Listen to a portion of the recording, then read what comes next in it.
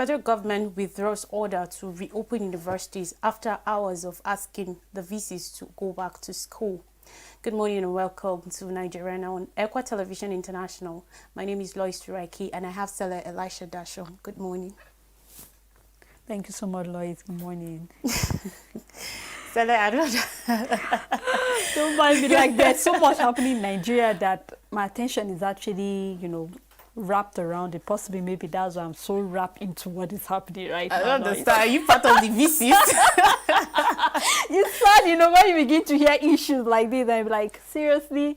Are we confused in this nation at a point like this where you give a directive and then at the end of the day, you just don't even know what the next step to be, So it's definitely very sad looking at issues like this. So we just hope that whatever it is, Lois will actually come to an understanding at the end of the day. Yes, we're hoping so. Well, viewers, we're live on Facebook and YouTube, and you can follow us. You can send us your comments on issues that we'll be discussing this morning.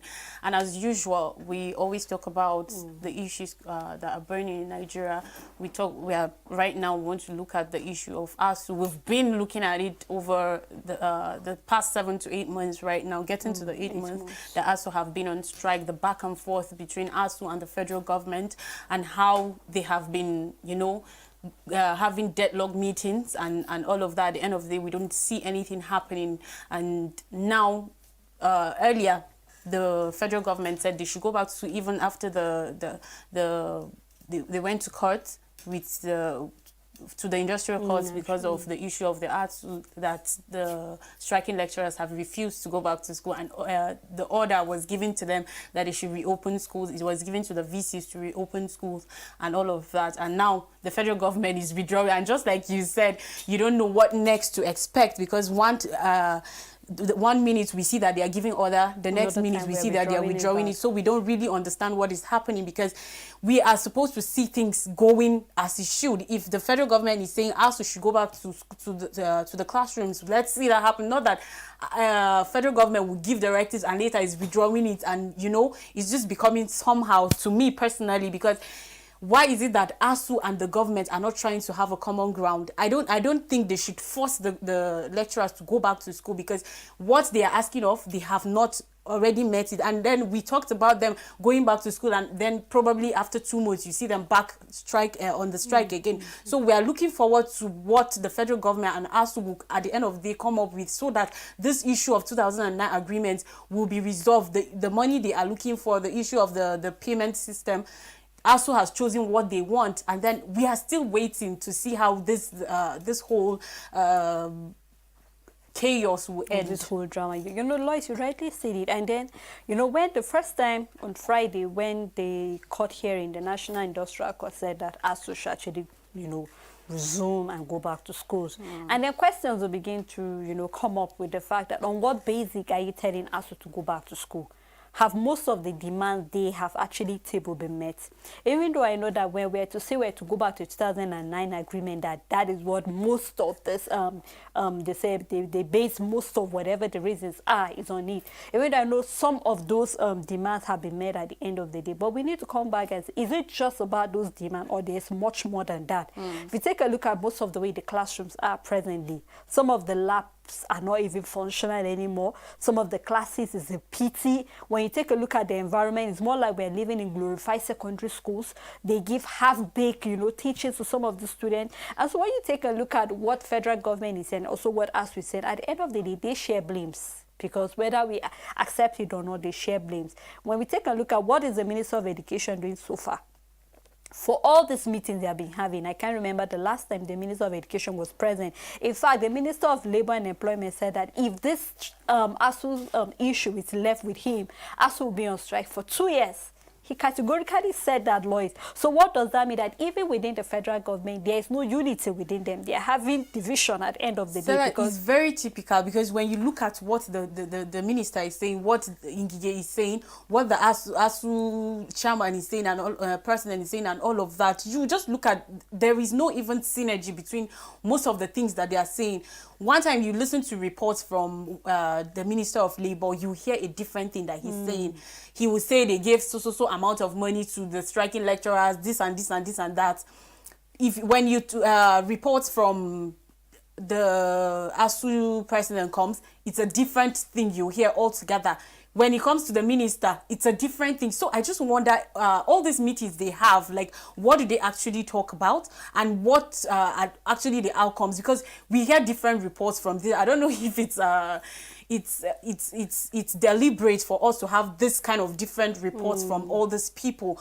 But I think as a leader, there are more to what you should say to the public than just saying anything that just comes out. Because imagine him saying, if it's left to him, ASU will be on strike for 2 years. Like, I don't think that's a good thing a leader should say. Someone at his position should be saying to the country, you know, even if you have it in mind that, okay, this is what you intend to do, I don't think you should say it out. Well, from the look of things, Lois, you definitely, just like I said, you could see that even within the federal government, they are not united at the end of the day. Because if the Minister of Labour would tell us one thing, and then we are having Adamu Adamu not really being concerned about what is happening, because that is the way it looks presently. Because if this is the sector that is under your leadership, you're supposed to do all that it takes to make sure that whatever agreement is it that ASU said they have is being followed. Just like you said, we don't want to hear that ASU is in school for 2 months, and then after that, the universities are closed again. And then at the end of the day, parents are the ones at the receiving end. Students are the ones at the receiving end.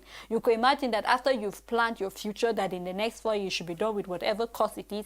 If you are reading maybe a science or a medical course, you are hoping that in the next, hopefully 7, 8 years, you're done with that course. You've already programmed the way your future would look like. But then why? Because you cannot even have what will happen to you at the end of the way, because federal government is doing this, ASU is going this way, and then not even forget that there are times that we even have internal school strikes at the end of the day, that either for one reason or the other. So I think that it's high time we stop this confusion. Just like I said, if you're telling the VCs to open the schools and then you're going back to withdraw, that means there's a pending issue somewhere. You have no right to just tell the schools to be open. We saw ASU chairman saying that they cannot be forced to go to the classrooms.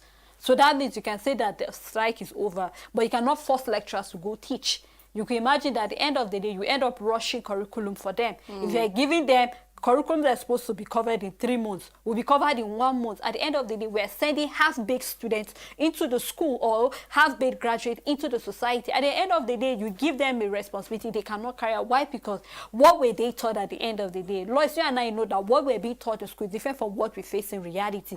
But then we cannot overrule and say that education is not important for whatsoever reason, because it is the basic at the end of the day. Not just that you learn book, but you also learn morals at the end of the day. You learn discipline at the end of the day, that you can be of benefit to your society at the end of the day. So I hope that the federal government and us are also looking at it from that direction. If you benefited from the system, why now frustrate the students that are trying to benefit from that same system? Moreover, when you were schooling, you were not even paying school fees at the end of the day. Most of them went through free education, but we are paying for this education. And yet, even us paying for it, we are not even getting back what we want at the end of the day. So I hope that they are looking at it from that point, not because your kids are schooling somewhere abroad and there because you don't really feel it. We're enriching other people's country at the end of the day, while we are, our country is still suffering. We're looking at presently right now, Lois, how much is Naira? 730 Naira per dollar. We're enriching other people's economy at the end of the day. We're enriching other people's country at the end of the day. Meanwhile, our own country is suffering. Education is zero as far as I'm concerned. How much is the education if you take a look at the budget? Just 5%. When ideally we're supposed to be having about 20 or 30%, and the federal government is saying they are looking at maybe they can implement a new retirement age for teachers. Of what use is the retirement age when presently, as we are serving, you're not even benefiting anything. So and you're not even impacting. You're not impacting anything. You're supposed to. Exactly. So I hope that we truly have to go back to the drawing board and see where did we get it wrong and how can we make it right. Because if we continue the way we are, then I'm sorry to say in the next 2 to 3 years, I wonder what will stand the education of Nigeria. And I totally agree with you about the issue of them withdrawing, the federal government withdrawing that particular order, because I think there's an underlying issue that has not been resolved for them to have to reverse that. And then according to reports, the government in another circular tagged NUC-ES/138 volume 64/136 has asked the commission to withdraw the order, and the letter says, I have been directed to withdraw the NUC circular reference NUC-ES/138 volume 64/134 and dated September 23rd, 2022. So that's basically the what the order says, that the federal government is revoking the order to open the university. So we just hope that this whole issue, we'll keep talking about it because it affects every other person in this country. If it doesn't affect you directly, affects you indirectly, because one way or the other, even if you don't have children right now, later you're hoping to have your own children and you hope for better education for them. We can our own experience when our parents tell you their experiences when they were in secondary school, when they went to the tertiary institution, you see that it's a different ball game to what we experience and what right now is even obtainable in the country. For 7 months getting to 8 months, students That's have been like in a complete school. session. A complete, it's not even like it's a complete session, because even if they call off the strike right now, there's nothing much that they would do in that school for before the year runs out. So we are just hoping that this whole issue, this whole nightmare will end, so that students will go back to school, and then the lecturers, of course, will resume their schools and do their normal duties. And again, we still have the issue of the national grid collapsing yet again, Sele. It's rather alarming in this country that we supply electricity to other countries, and then for this particular year, we are having, like, we can't even count, 7th or 8th time that the national grid... As we say 7 or 8, I was surprised because earlier on the show, I said we need them to actually come out categorically and tell us, is it the 6th time, is it the 7th time, is it the 8th time? Because for every different papers are coming out to give us different statistics. But then it doesn't matter, just Lois, whether it's the 6th time, whether it's the 7th time, whether it's the 8th time. Why are we having the national grid collapse? It's a question we need answers. And we don't just need normal answers, Lois. At this point in time, we need critical and serious answers. I remember earlier this year when we had the grid collapse, the Minister of Power came out and said that it was as a result of there was no water in the dam. Yes. And I asked, are you not aware that at the point in time we will go into dry season where there will be no water in the dam? What happened to the reservoirs? Didn't you make provision for that? But like, even if they're talking about the waters being dried up, what about now that it's rainy season and flood is even taking people's lives and homes? So what are we saying actually, that it's the cause of this thing? Because dry season, you said this is the cause. There was no rain and all of that. Okay, right now we're still in the rainy season and we know what flood has been doing to people. So what is really the problem? We are supplying electricity to countries, they have stable power supply, and we come back to our own country and then we don't have stable. We stay for days. Some places they will stay for days. There was a place in Ogun State that they said 100 years they have not seen electricity in that community. Meanwhile, there are poles and there are wires, electric wires there. Why is it that they don't have electricity today and they're even counting up to 100? That's a century, you know. Lois, it's it's quite alarming. And, you know, we've always said this, even not in this show, but we've said it several times. I think it will be rather better that with dignity, you resign and say, I think that at this point in time, I can no longer serve as the Minister of Power because the responsibilities are too cumbersome on me, or they're actually too big that I cannot handle. Because what reason will you give us that for every point in time you cannot be able to give us a tangible reason why we keep having grid collapse left, right, and center? We had issue where there was some of our power plants were idle that we want to sell it off, and yet we're having the issue of power that we cannot have constant electricity. Still on the paper, we're seeing that as a result of this lack of electricity, industries are suffering. There was a time where bakers, or they rather even went on strike as a result of the high price of some of the baking material. But then they still came back. Back was then, Lois, you can actually say that a poor man can survive on maybe taking water and bread. But right now, bread is even for the rich. It's for the mighty. It's for people that can afford it at the end of the day. I think we really have to come out to the drawing board and see where did we get it wrong. Just like you said, if we can provide electricity to other countries outside Nigeria, what is the problem? Why can't we have electricity? If during the dry season you told us there was no water, right now we have lots of water. Have you made provision for that? What is the problem with some of our power plants? Right now we are running on below the ideal megawatts we are supposed to have. We are seeing some of the presidency coming out to tell us that. I remember Atiku gave us how much? Is it 3,000? I think 3,000 megawatts. And then another one, Tinubu came out to give us another number. But these are not what we are after. Presently, before you get into government, what are we going to do about power? presently, the oil is really, really something that is troublesome. People cannot even afford to buy petrol any longer. Industries are suffering. We saw where even radio station, TV station had to shut down because as a result of... Like yesterday, when you on the radios, you hardly even have enough stations that were on because of the power outage. And then at the end of the day, people are supposed to survive, because if they don't even go into business, they won't survive. They won't even have the funds. You get? So the whole issue is just this particular issue of power outage is just crippling a lot of things, especially the economy. We have a lot of small scale businesses that are looking up to see. Look at, you go to a little barbing shop, and then he has to power his gen because there's no electricity. And how much is it to even barb? You get the small shops. When you go to the big ones, of course, you know, probably they are charging even more. But when you go to the ones in our local areas, you see that they are even struggling to even make ends meet, because they are even spending more than what they are getting from the shop at the end of the day. So this issue of power, I don't know. Then I always say that the next election in this country next year is going to be really something. I don't even know the word to use right now, but really. People have to be on their toes to do the right thing, because we need things to be changed. Like, imagine a country where we have 24 hours light, and then people will do their businesses as they want to. You won't even have to think of the issue of petrol.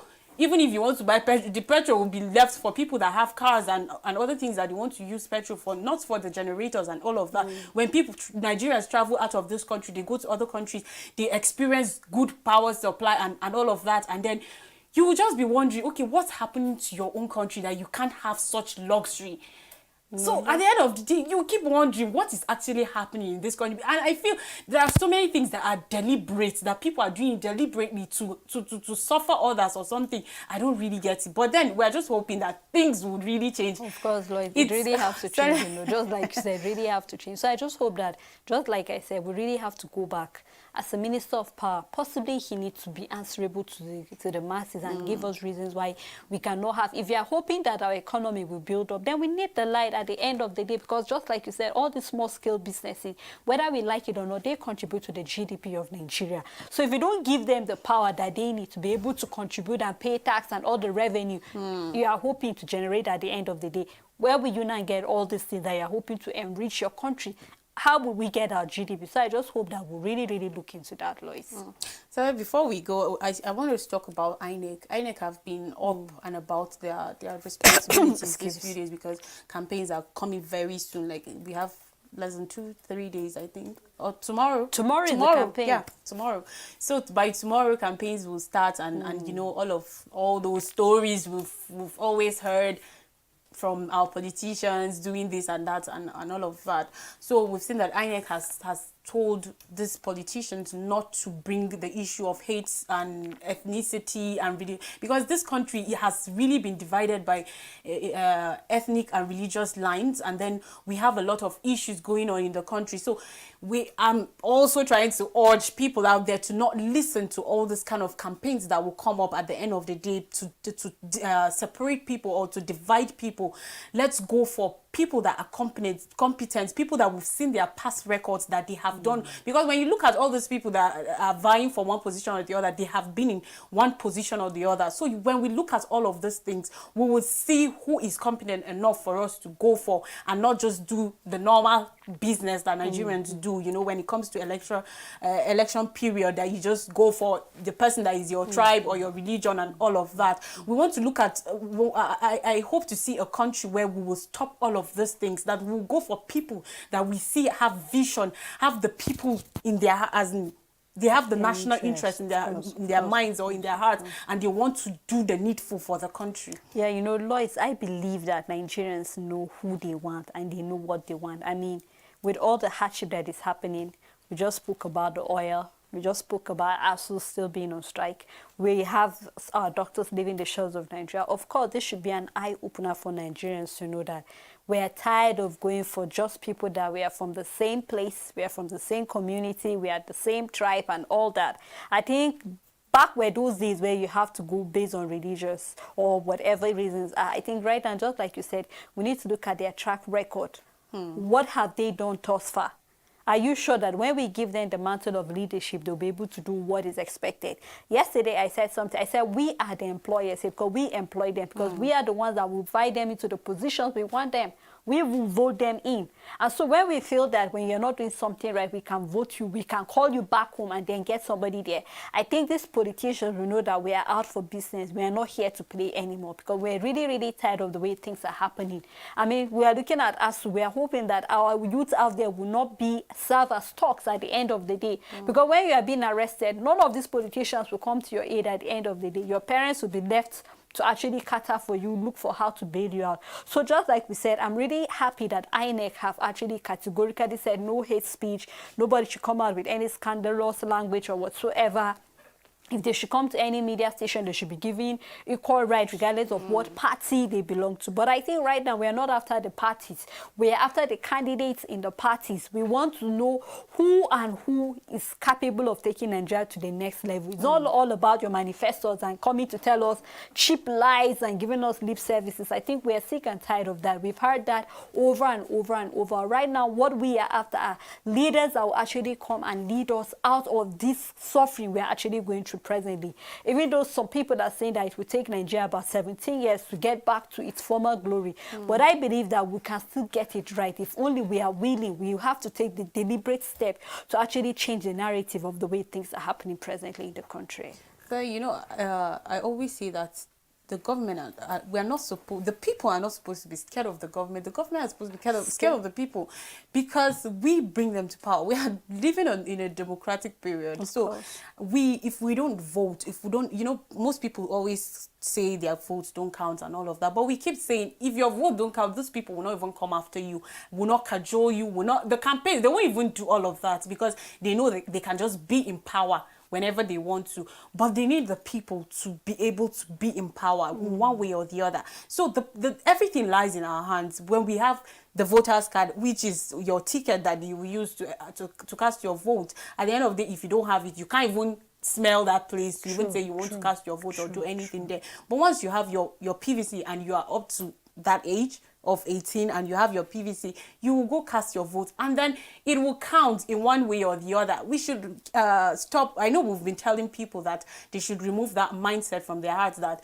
my votes don't count and all of that. We should avoid the issue of vote buying. Sometimes they say when you go collect the money and cast your vote, but when you look at the process in which they do all that, they will not just give you the money and just say, okay, go and cast your vote, and they will turn and leave. They don't do it that way. They will be there to look at after you have done thumbprints. Then they will give. They are sure that you've done the right thing. They will give you the money and then you leave. So we will always say that, okay, collect the money and don't vote them, because it doesn't even work that way. So people have to be deliberate. We have to be deliberate in people that we bring to power next year, to see how things will really change in this country, because a lot of things have really gone wrong. It's nothing to sugarcoat, or we want to say it's white. If it's white, we say it's white. If it's black, we say it's black. There is no two ways about it. And so we are looking forward to a new Nigeria, to a country that will enjoy what our forefathers and our fathers enjoyed. When we are telling our children about our education, they should be happy that, okay, this was what we went through, but they are doing better now. Of course. So these are some of the things that we're looking up to, forward to see in this country, that are going to happen in the next years to come. Like you said, somebody said 17 years, but we are hoping that it will be less than that, because a lot of damage has been done to this country.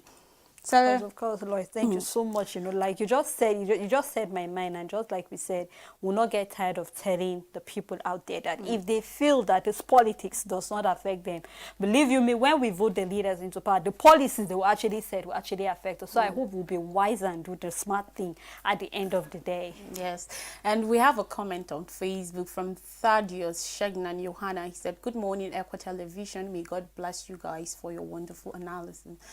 We thank you, Thaddeus, for this contribution. And to our viewers that did not comment, we're urging that tomorrow, definitely you should send us a comment. You should tell us what you think about issues that are happening in Nigeria. I know people always have something to say about Nigeria. Stella, thank you very much for being on the show with me. And to our viewers, I hope that you do have a great day, and then keep up with the rest of our programs. I remain Lois Turaki. Bye-bye.